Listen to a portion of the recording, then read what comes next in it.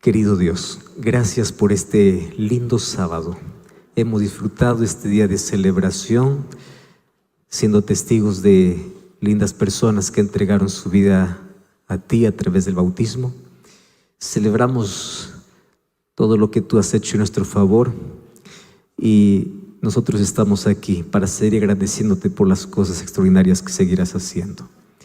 Te pido de manera muy especial que tú puedas continuar bendiciendo a esta iglesia, que pueda continuar siendo la iglesia que lleve personas a los pies de Jesús, que nunca pierdan el foco, la visión, que es estar preparados para tu regreso.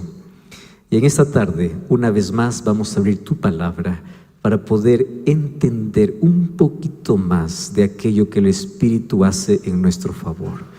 Colocamos nuestro corazón en tus manos y que tu Santo Espíritu una vez más pueda hablarnos a través de tu palabra, en el nombre de Jesús. Amén. Vamos al libro de Romanos capítulo 8. Romanos capítulo 8, versículo 1 y versículo 9. Este texto es uno de los textos más extraordinarios para hablar acerca de por qué necesitamos del Espíritu Santo. Hoy vamos a hablar sobre algunos aspectos fundamentales que tiene que ver de qué significa caminar en el Espíritu, ya que ha sido uno de los temas dentro del mundo cristiano que ha sido más malentendido. Romanos capítulo 8, versículo 1 es un texto que lo hemos estudiado muchas veces. Vamos a leer todos juntos, ¿les parece? Me gusta escuchar la voz de la iglesia. Vamos, 2 y 3. Ahora pues, ninguna condenación hay para los que están en Cristo Jesús. Pausa allí. Vamos a respirar porque hasta aquí el texto está precioso. Voy a hacer aquí una pregunta. ¿Hay alguna condenación para aquel que está en Cristo? No. Entonces la pregunta es, ¿qué hago para estar en Cristo? Entonces vamos a leer lo que sigue. ¿Quiénes son aquellos que están en Cristo? Dice el versículo 1, los que no andan conforme a la carne, sino conforme al Espíritu. Qué bonito. La mayoría de nosotros quedamos solamente en la primera parte. Y la primera parte es, yo ya no tengo más condenación. La sangre de Cristo me perdona, la sangre de Cristo me liberta. Y eso es el mensaje que en toda iglesia vas a escuchar. Tú eres libre, tú eres salvo, la sangre de Jesús. Correcto. Solo nos quedamos hasta la coma. El asunto es que olvidamos del aspecto importante. Estar en Cristo significa andar en el Espíritu.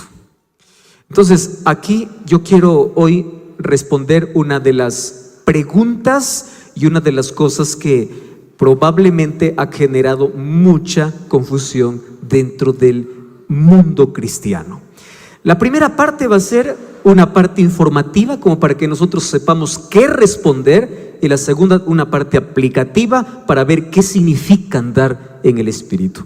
Antes quiero dejar fijado el concepto. Muy bien, estar en Cristo significa andar en el Espíritu. Yo voy a preguntar, ¿qué significa estar en Cristo? ¿Ustedes me responden? Una vez más, ¿qué significa estar en Cristo? Correcto. Si entendemos eso, entonces vamos al versículo 9. Versículo 9 dice así: mas vosotros no vivís según la carne, sino según el Espíritu. Y si es que el Espíritu de Dios mora en vosotros. Pero si alguno no tiene el Espíritu de Cristo, no es de Él. O sea, este es un asunto muy serio. ¿Correcto? Si alguien no anda en el Espíritu, no está en Cristo. Y si no estás en Cristo y no andas en el Espíritu, no eres de Él. El texto es claro. Entonces la pregunta es, ¿qué significa andar en el Espíritu? Y allí viene muchas respuestas. Primera respuesta: para andar en el Espíritu yo tengo que recibir el Espíritu. ¿Y cómo recibo el Espíritu? Ahí viene. algunos, ¿no?, en muchos cultos que se realizan es: recibe el Espíritu, y el Espíritu viene, el Espíritu está aquí, y el Espíritu quema, y el Espíritu embriaga. Y fíjense una cosa, que todos esos términos son bíblicos, solo que distorsionados. ¿Está bien? Por ejemplo, es que a nosotros nadie nos entiende. Yo recibo mucho mensaje de personas que me siguen. Dios me ha dado el privilegio de tener un público grandiosísimo en toda la comunidad evangélica de diferentes iglesias, denominaciones cristianas. Y a mí me encantan las preguntas honestas, sinceras, de personas que realmente quieren aprender. Y me dicen: pastor, a la verdad, explíquenos por qué es que a los discípulos les decían que estaban ebrios.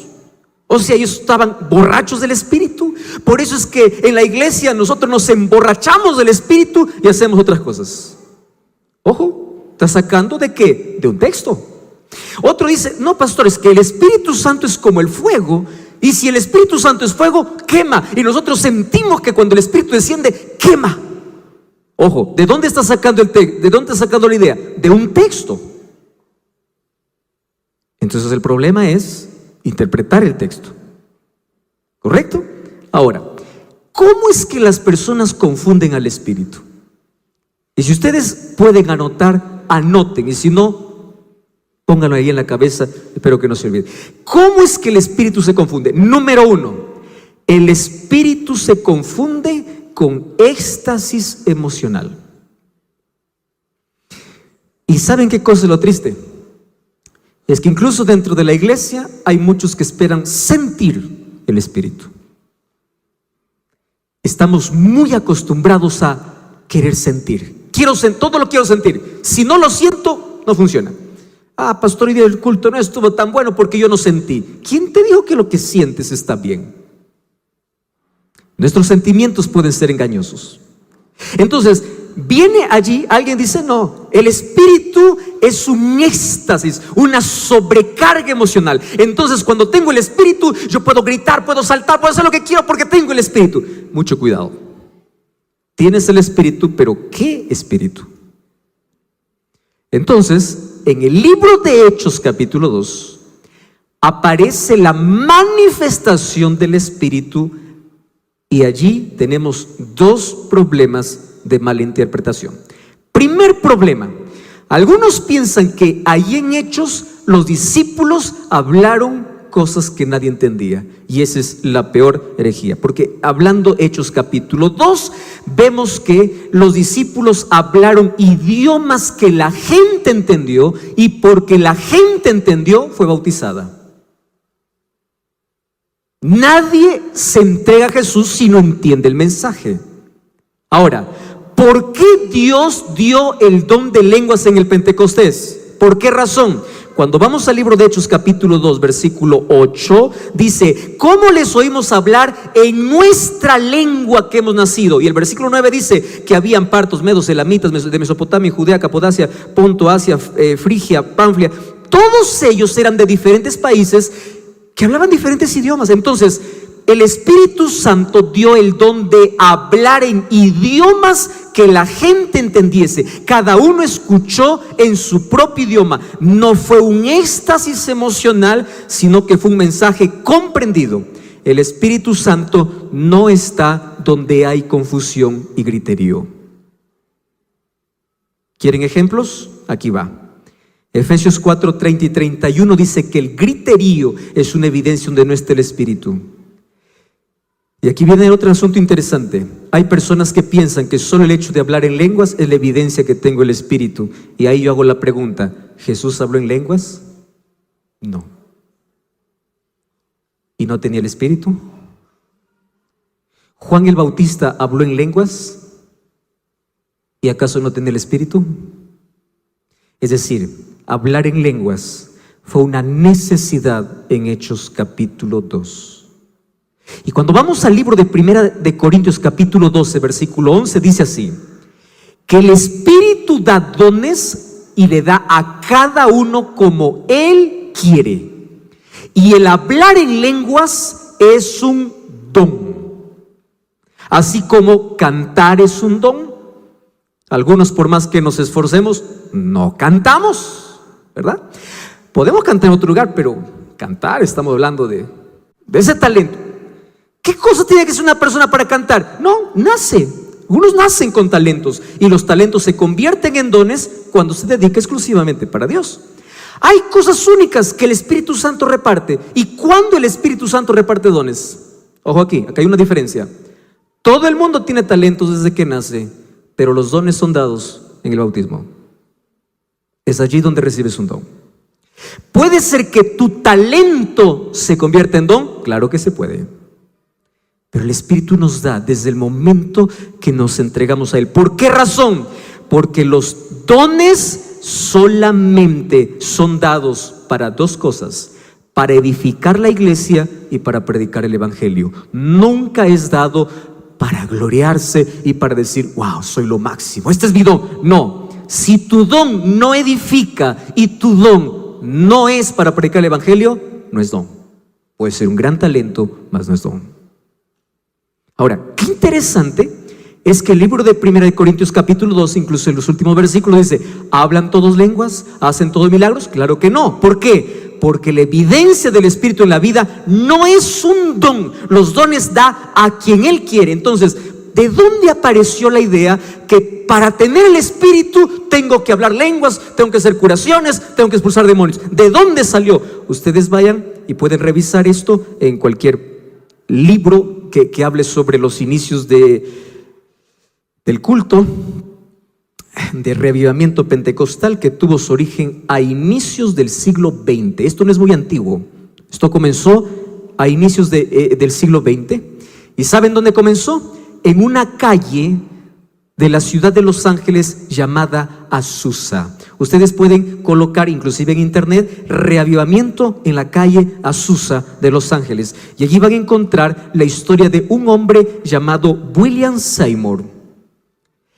William Seymour comenzó un reavivamiento espiritual que se conoce como el reavivamiento de la calle de Azusa, y dice así: la manifestación del Espíritu es hablar lenguas, obrar curaciones y obrar milagros. Y a partir de allí se desprendieron otras cosas. Primera cosa que se desprendió, tomando de un texto bíblico: yo te doy el Espíritu. Y hay tantas gente, pastores, se sacan el saco y dicen, entrego el Espíritu, como si el Espíritu fuese un producto.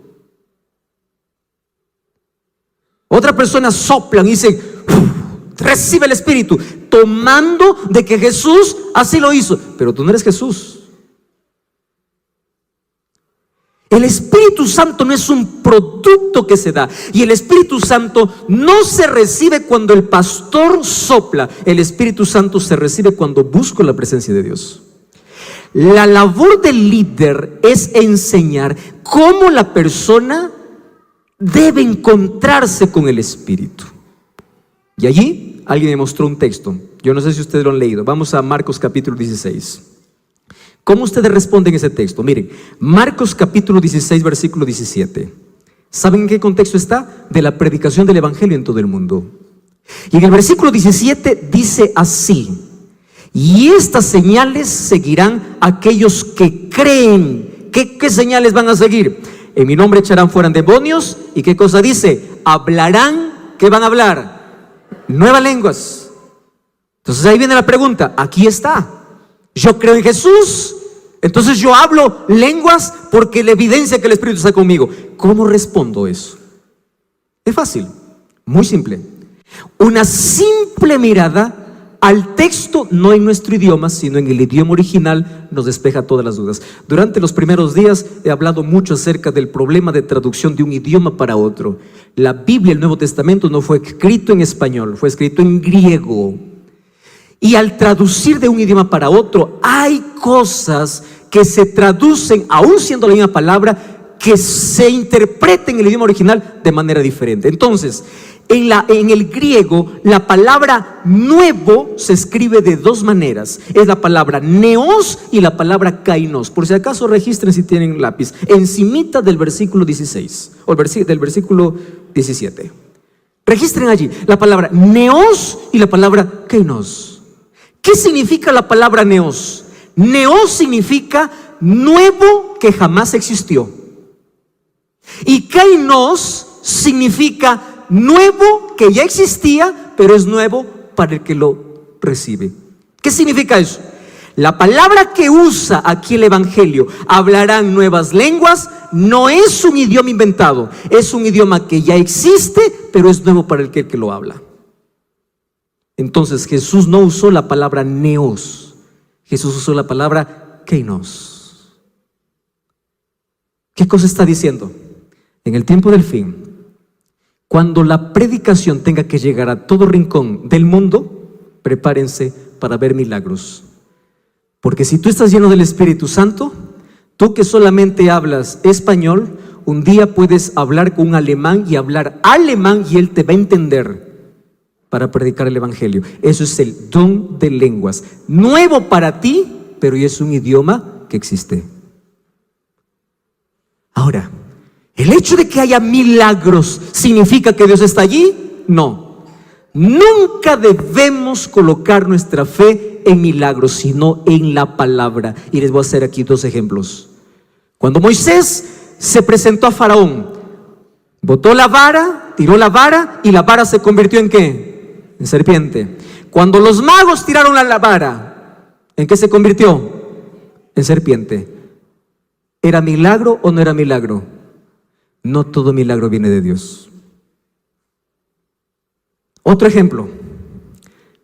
Eva, allá en el Edén, cuando la serpiente comenzó a hablar con ella, Eva cometió el error de muchos creyentes hoy. ¿Cuál fue el error de Eva? Creyó en el milagro de la serpiente y despreció la palabra de Dios. Dios había dicho, no comerás. Ella era suficiente para que diga, no como porque Dios dijo, esa es su palabra. Vino Satanás y le hizo un milagro. Yo comí y no morí. ¿En qué creyó Eva? En un milagro y no en la palabra. Y ese es el problema de muchos. Creen en milagros despreciando la palabra. Entonces, primero vamos a decir, el Espíritu Santo, la evidencia del Espíritu Santo en una iglesia, no es que la iglesia grita, no es que la iglesia se alborota, no es que la iglesia habla o habla cosas que nadie entiende. No, el Espíritu Santo siempre va a estar en un lugar donde la palabra se abre, donde, ojo con esto, ustedes recuerdan cuando Dios se apareció a Elías allá, cuando él estaba huyendo. Primero vino un gran terremoto, Jehová no estaba en el terremoto. Después vino tormenta, fuego, y Jehová no estaba en el fuego. Y después, ¿qué cosa vino? Un silbido apacible y delicado, y Jehová estaba allí. O sea, Dios no entra en confusión, Dios entra en calma y en tranquilidad. Porque el Espíritu Santo, cuando trabaja, Él no trabaja primero con las emociones, Él trabaja con la razón, con la voluntad, con la mente, para colocar la palabra. Recibir el Espíritu Santo no significa tener éxtasis emocional, sino tener a Cristo. Y para tener a Cristo necesitamos todos los días vivir con Él. La pregunta es, ¿cómo entonces yo recibo el Espíritu? ¿De qué manera? 5 cosas. Yo no tengo tiempo para leer todos los textos, pero anótalo si quieres. Número 1, el Espíritu Santo se recibe cuando yo me arrepiento. ¿Dónde está eso? Hechos 2, 37 y 38. ¿Qué cosa dijo Pedro? Arrepentíos y bautícese para que cada uno, ¿qué cosa reciba? El perdón de sus pecados y ¿qué más? El don del Espíritu Santo. ¿Cuándo recibimos el Espíritu? Cuando nos bautizamos. Número 2, el Espíritu Santo solamente viene a quien obedece a Dios. Hechos 5:39 dice que el Espíritu es dado a aquellos que obedecen. Número 3, el Espíritu es dado a aquel que pide, dice Lucas 11:13. Número 4, el Espíritu es dado a aquellos que no guardan resentimiento, rencor, aquellos que viven en unidad. Hechos 2:46. Y finalmente, el Espíritu es dado a aquel que sabe cuidar su salud, porque el cuerpo es templo del Espíritu Santo. Y yo quiero aquí hacer un breve paréntesis. Cuidar la salud no solamente es cuidar la comida. Porque hay muchos dentro de la iglesia que dicen, yo cuido mi salud, pero solamente hablan de comida. Mucho cuidado. Salud. La comida es una partecita de la salud. Ustedes vean y lean las investigaciones que dice así: más perjudicial es para una persona no practicar ejercicio físico que un día comer algo que le desfavorece. Una persona que está un día entero sentado sin movimiento equivale a fumar 20 cigarrillos. Entonces, no se trata solo de comida. Una persona que no duerme sus 8 horas está atentando contra el espíritu, porque al día siguiente no puede tomar ni siquiera decisiones claras. Salud no solo es comer. Salud, ¿recuerdan los 8 remedios naturales? ¿Qué cosa es? Agua, aire, ejercicio, luz solar, descanso, confianza, esperanza en Dios, temperanza. O sea, es todo. ¿Cómo cuido mi salud? Cuidando mi cuerpo. ¿Cómo cuido mi cuerpo? No, ¿por qué estoy hablando esto? Porque hay algunos que solamente se agarran de una cosa y dicen, todos los demás no se cuidan. ¿Por qué? Alguien hace algunos días, pastor, yo cuido mi salud. ¿Por qué? Yo nunca comí carne. Qué bueno, le digo. Después de 1 hora, un pedazo de torta. Le dije, ¿tú sabes que la torta, el azúcar que comes en la torta es más perjudicial que un pedazo de carne? Entonces tú no me digas que cuida la salud solamente agarrándote de una cosa. Salud es un paquete, no es solo una. ¿Correcto? Muy bien. Entonces aquí cada vez se nos está convirtiendo un poquito más claro el asunto de andar en el Espíritu, ¿verdad? Porque para andar en el Espíritu, ¿qué cosa tengo que hacer? Vivir en arrepentimiento, obedeciendo a Dios, viviendo bien en comunidad, pidiendo el Espíritu Santo y cuidando de mi salud. O sea, aquí ya no es, aquí toma el Espíritu, recibe el Espíritu. No. Aquí se trata de hábitos, se trata de vida. Por eso es que el texto que leímos, ¿qué cosa dice? Andar. ¿Qué cosa es andar? Una acción continua, constante. Eso es andar en el Espíritu. Número 2. Lean ese texto que yo no sé si es que alguien les dice explicar, ¿cómo ustedes lo explicarían? Efesios capítulo 5, versículo 18. Efesios capítulo 5, versículo 18. Este texto me presentó uno que no podía dejar el alcohol. Y me dice, pastor, yo obedezco la Biblia. Y me sacó el libro de Efesios capítulo 5, versículo 18. ¿Qué cosa dice Efesios 5, 18? No os embriaguéis con vino, en lo cual hay disolución. Antes bien, ¿qué cosa dice que tenemos que ser? Llenos del Espíritu Santo. Qué curioso que en la Biblia nosotros encontramos 2 tipos de ejemplos. Un ejemplo por comparación y otro ejemplo por contraste. ¿Qué tiene que ver el vino con el Espíritu? ¿Ya se dieron cuenta de eso? No te embriagues con vino. Pero ustedes saben que hay otra versión que dice, antes bien sean llenos del Espíritu Santo. Y se está diciendo que así como el vino embriaga a las personas, el Espíritu Santo embriaga a los que lo reciben el Espíritu. Si nosotros tomamos el texto como un paralelo, vamos a tener un problema. ¿Cuál es el problema? Recibo el Espíritu y estoy medio ebrio. ¿Qué cosa es lo que quiere decir Efesios 5, 18? Les voy a hacer aquí un ejemplo para que quede muy clarito el asunto. Cuando una persona bebe alcohol, ¿tiene control de su cuerpo, sí o no? ¿Por qué no tiene control de su cuerpo? ¿Qué hace el alcohol? Tiene el dominio. Muy bien. ¿Por qué es que el apóstol Pablo coloca el Espíritu en el contexto de vino? Porque así como el vino o el alcohol domina al ser humano, aquel que tiene el Espíritu es el Espíritu que domina sus pasiones, su vida, su carácter. Así como el alcohol tiene un efecto en aquel que lo bebe, aquel que tiene el Espíritu está bajo el dominio de Dios. Eso es lo que significa ese texto. No significa que estoy ebrio porque tengo el Espíritu. Y finalmente, El Espíritu, si no se diferencia en la vida del creyente porque es un don, ¿cómo yo sé que realmente ando en el Espíritu? Ya dije las condiciones para recibir el Espíritu, pero aquí viene lo más importante. Miren, los dones que del Espíritu son para hacer, pero el Espíritu se muestra no en hacer, sino en ser. Y hay una diferencia muy grande entre hacer y ser. Hacer tiene que ver con lo que hago para Dios. Ser tiene que ver con carácter.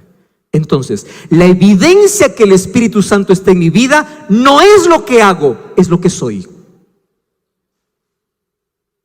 ¿Cuál es la evidencia del Espíritu en la vida? Vamos a abrir la Biblia. Juan capítulo 15, versículo 8. Juan capítulo 15, versículo 8. En esto es glorificado mi Padre. ¿En qué es glorificado Dios? En que llevéis mucho fruto y seáis mis discípulos. Presten atención. No existe discípulo sin fruto. Y no existe dar gloria a Dios sin fruto. ¿Cuál es el centro del texto? Fruto. Número 2. ¿Qué dice Gálatas 5, 22 y 23? El fruto del Espíritu, ¿qué cosa es? Amor. ¿Qué dice 1 Juan 4, 7 y 8? El que no ama no conoce a Dios, porque Dios, ¿qué cosa es? Amor. ¿Y qué dice Juan 13, 34 y 35? En esto conocerán que soy mis discípulos cuando ustedes se aman. Muy bien. Voy a hacer aquí un resumen. ¿Qué distingue al auténtico creyente que anda en el Espíritu? No lo que hace, sino cuánto ama. Yo no puedo decir, yo estoy con el Espíritu, pero guardo odio, rencor, resentimiento y me peleo con medio mundo. No tienes el Espíritu. Yo no puedo decir, tengo el Espíritu Santo, si no hay amor. La característica distintiva del discípulo sería el amor. Ahora la pregunta es, ¿cómo yo puedo tener el fruto? Y permítanme aquí dedicar los poquísimos minutos que tengo en hablar acerca de cómo tener el fruto. Y para ese cómo, créanme que ni siquiera nosotros vamos a hacer algo. Todo lo que tenemos que hacer es someternos a Dios para que vean lo extraordinario que es la salvación.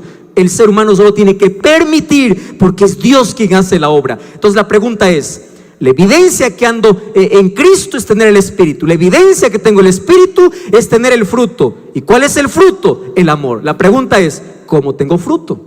Porque es la manera como glorifico al Padre.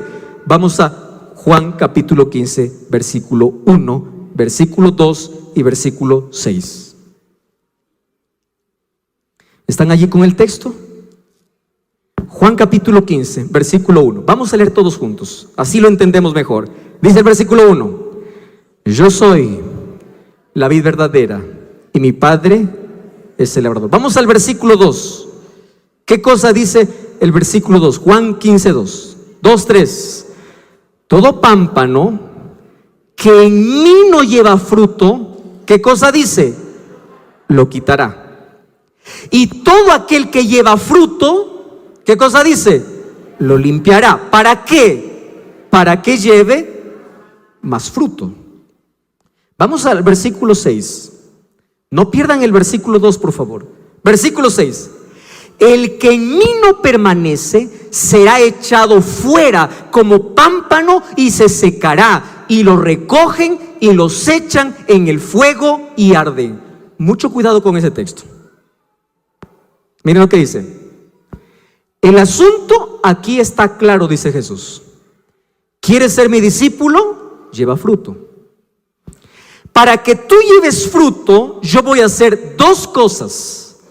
Número 1, ¿qué cosa es lo que yo voy a hacer? Primero dice, aquel que no lleva fruto, ¿qué cosa sucederá? Dice el versículo 2, lo quitará. ¿Qué significa quitará? ¿Lo va a arrancar? No, esperen un momento allí. Y aquel que lleva fruto, ¿qué cosa va a hacer?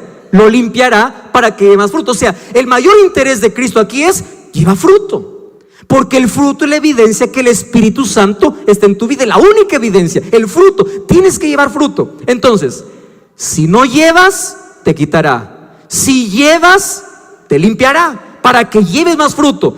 Pero aquel que nunca va a llevar fruto, finalmente, ¿qué cosa sucederá? Será echado, se secará. ¿Y dónde arderá? En el fuego. Ustedes están aquí comprendiendo la severidad de este mensaje.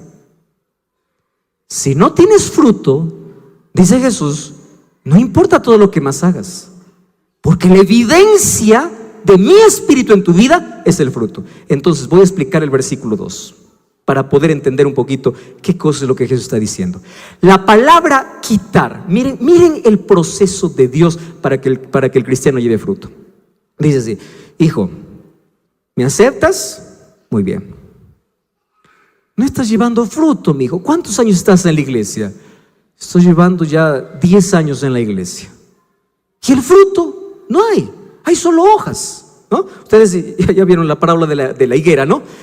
¿Qué cosa es lo que había en la higuera? Hojas. ¿Qué cosa hizo Jesús con la higuera? Lo maldijo y se secó. ¿Cuál fue el problema? Tenía solamente apariencia, pero ¿qué cosa no tenía? Fruto. Pero Dios es maravilloso, es extraordinario. Y para que nadie se quede ofendido, vamos a imaginar que el ejemplo va a ser aquí conmigo, de primera persona. Viene un día Dios y me dice: a ver, hijo, tú estás ya más de 20 años en la iglesia. No veo fruto. ¿Me dejas hacer una cosa? Sí, padre, ¿qué quieres hacer? Te voy a quitar. ¿Cómo que quitar? No, solo ¿me dejas o no? Te dejo.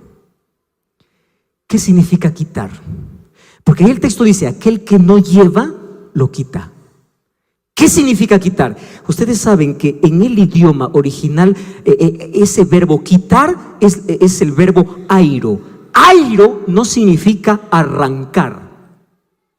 Quiero que me entiendan ese texto. Airo no significa arrancar. Airo significa levantar.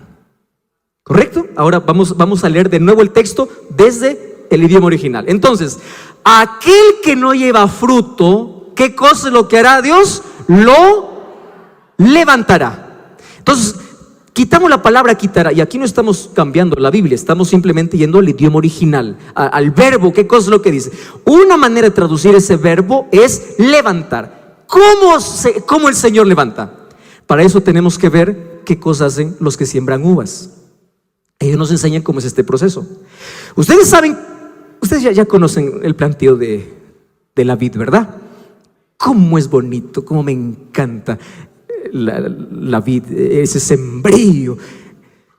¿Qué sucede con la vid? A la vid se le coloca algunos límites, algunos palos, y ella comienza a crecer, se enrieda y luego da fruto. Que eso es lo que hace la vid, ¿no? Se enrieda y luego da fruto. Solo que cuando la vid se está expandiendo, algunas de sus ramas, ¿a dónde van? En lugar de irse de manera transversal, o en lugar de crecer hacia arriba, algunas ramas ¿a dónde van? Abajo. Y cuando van abajo, esas ramas no reciben ni la luz del sol. Cuando viene cualquier animal, lo pisotea, y las ramas que están hacia abajo no producen. ¿Por qué no producen? Porque están mal posicionadas. ¿Qué cosa es lo que hace aquel que cuida de las uvas? Cuando mira una rama que está hacia abajo, lo que hace es levantarlo. Solo que para levantar una rama causa dolor. ¿Y por qué causa dolor? Porque el hecho de levantarlo significa torcerlo. Una rama que está hacia abajo, para levantarlo hacia arriba, ¿qué cosa tiene que hacer con la rama? Torcerla para levantarla. Escúchame lo que está diciendo aquí Jesús. Hijo, ¿sabes por qué no estás dando fruto? El problema es que en lugar de ir hacia arriba, ¿a dónde has ido? Abajo. Entonces, para que des fruto, ¿qué cosa es lo que voy a hacer en ti? Eso ya no nos gusta, ¿verdad? ¿Qué cosa es lo que voy a hacer en ti? Te voy a levantar. Pero ese levantar no es cómodo. te va a causar dolor. Y aquí no estoy predicando una teología del Dios que maltrata. No, nada de eso. ¿Cuántas veces Dios ha usado el dolor de este mundo para levantarnos? Porque es la única manera que nosotros entendemos que estamos en la dirección incorrecta. Entonces, yo quiero que lleves fruto, pero para que lleves fruto tengo que levantarte, aunque esto cause dolor. Pero allí no termina. ¿Qué cosa sigue diciendo el versículo?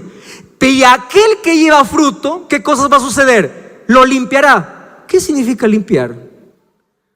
Podar. O sea, no nos escapamos del dolor por ningún lado, ¿verdad?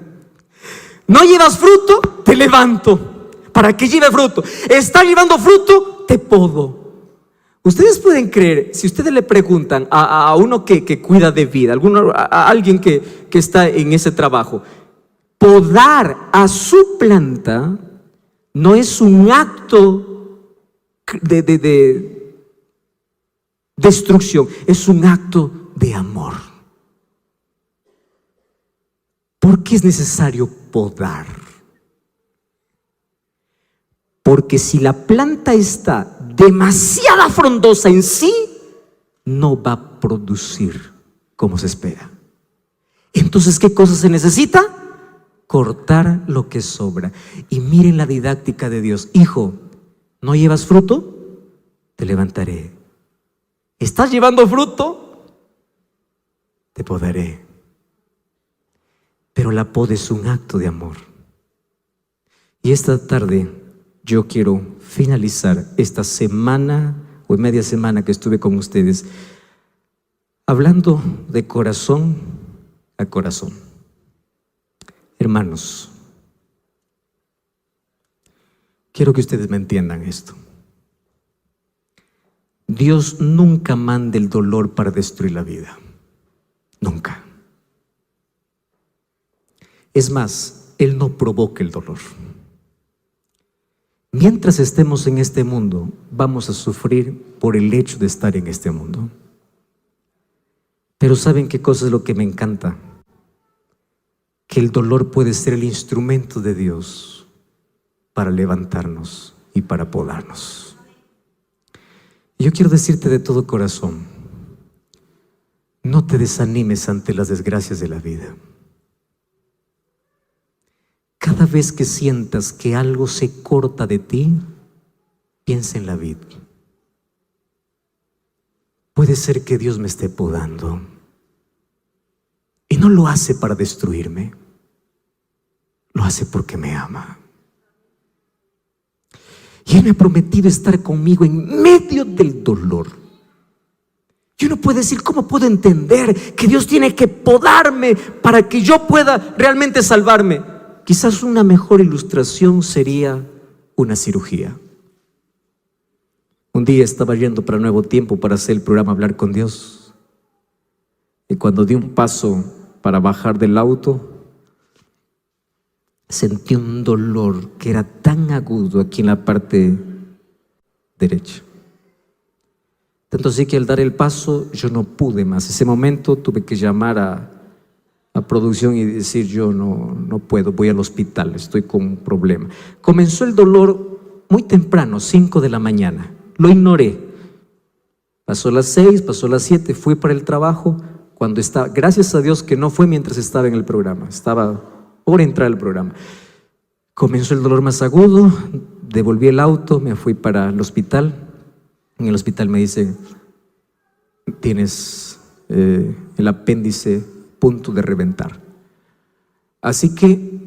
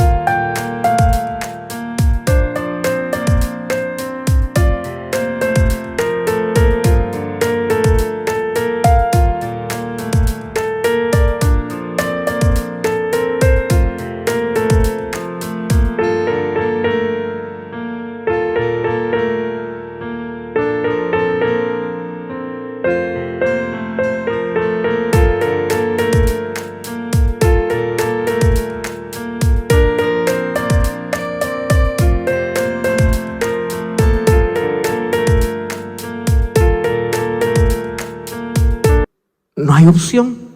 Lo que tenemos que hacer es operarte. De aquí no sales. Me quedé. Entré a la sala, apareció el médico, un hombre, un brasilero, ¿no? Un alto, con una paz que tenía ese hombre. Me decía, tranquilo, este es lo más común, todo va a estar bien, todo tranquilo. Y mientras decía todo está tranquilo, yo veía las navajas que estaba limpiando. ¿Cómo uno va a decir que todo está bien cuando sabes que te van a cortar? La anestesia soluciona todo. Me anestesiaron, dormí en paz y me cortaron. Desperté, todavía con la anestesia allí recién. Ustedes saben, los que han pasado por cirugía saben el asunto, ¿no? Cuando tú te levantas de una anestesia, tú no sabes dónde estás. Y peor cuando ves que todos los que están a tu lado están tapados, piensas que estás en la morgue. Porque junto a mí habían otras personas que estaban tapadas todavía, que no despertaban. Yo desperté primero. Entonces uno primero se agarra y piensa, ¿está vivo? ¿Estoy vivo? ¿Dónde estoy? ¿Estoy soñando? No sé. Vino el médico. Me dice, ya está. Yo lo miré y le digo, ya está, sí. ¿Te duele algo? No, nada me duele. Claro, la anestesia estaba todavía haciendo su trabajo. Agarré su madre y dije, doctor, muchísimas gracias, usted me ha salvado. Doctor, gracias, que Dios le bendiga. Y mientras decía Dios le bendiga, la anestesia estaba terminando y comenzaba el dolor. Y después yo me puse a pensar y dije así, ¿y por qué le agradezco a usted, doctor? Él me rajó. Él me cortó. ¿Por qué tengo que agradecer a alguien que me cortó? ¿Por qué?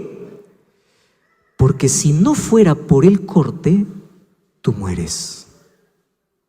Escúchame, si no fuera por la poda, tú mueres.